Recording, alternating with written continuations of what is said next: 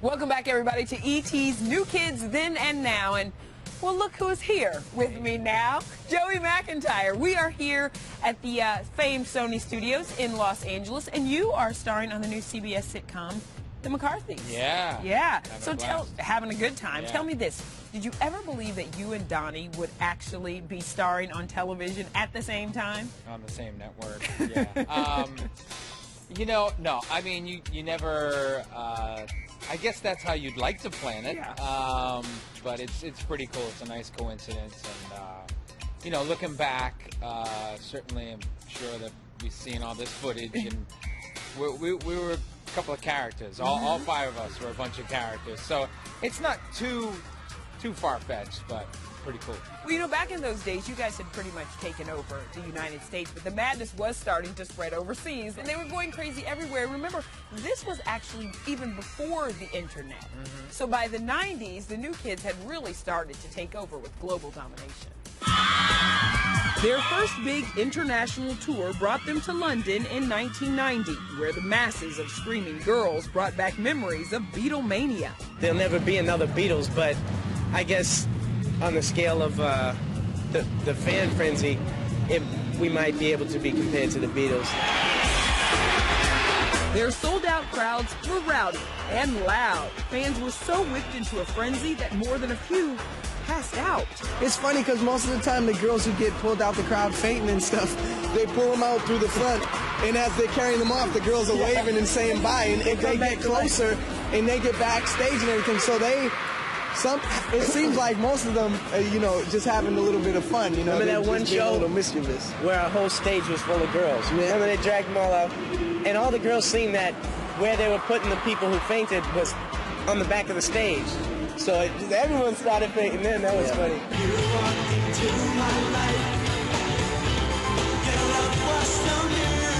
Actually, the English fans are a little different.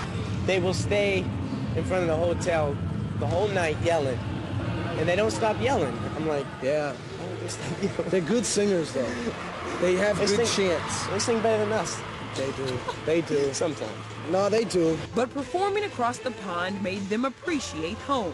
It's just so foreign and different that, you know, you get twice as homesick when you're in Europe or in another country than, you know, on the road in America. So I'm looking forward to going home.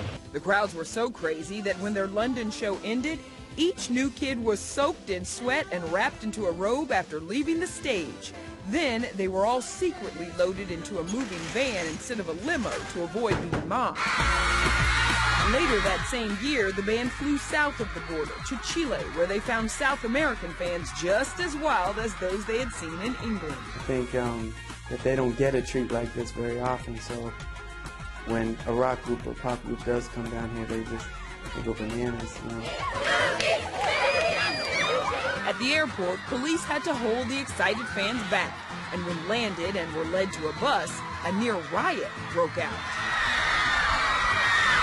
This is Donnie Wahlberg live for Entertainment Tonight. We're here in Chile with the New Kids on the Block, the world-famous singing group. And this is the lead singer of the New Kids on the Block. His name is Joe McIntyre. Joe, how you doing? Oh, great. How you doing today? But this was not part of the New Kids tour. It was part of a rock festival for Amnesty International, where they played for nearly 100,000 fans, alongside more political acts like Sting and Jackson Browne. The New Kids wanted to bring the message of international peace to their younger fans. It's something that we always should do, you know, in the future, because we have a responsibility, really, to all the kids to teach the kids, because so many kids look up to us and follow us and listen to what we have to say. So we should, I think, always take the responsibility of doing things like this.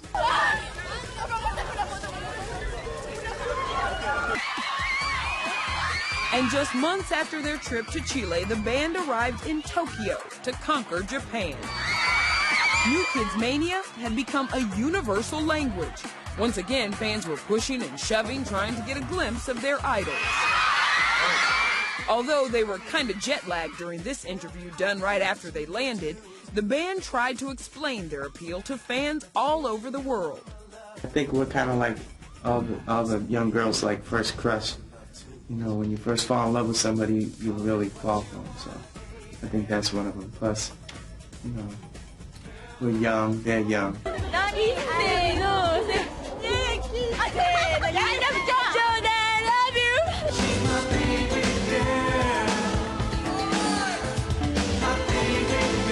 The group was so popular in Japan that Donnie did a duet with one of the nation's biggest pop stars, Seiko Matsuda.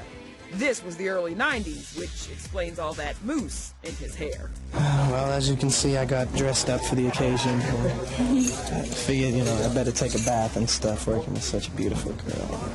Donnie promised us he was going to learn to speak Japanese, but at this point, his vocabulary was limited. Sayonara. Coming up on New Kids Then and Now. He is a sex symbol. Look at him. Mark Wahlberg, why did he leave the New Kids, and the beginning of the end of the band? There were times where me and Donnie would walk down a hall and not even say hi to each other. The day the New Kids called it quits. That's next.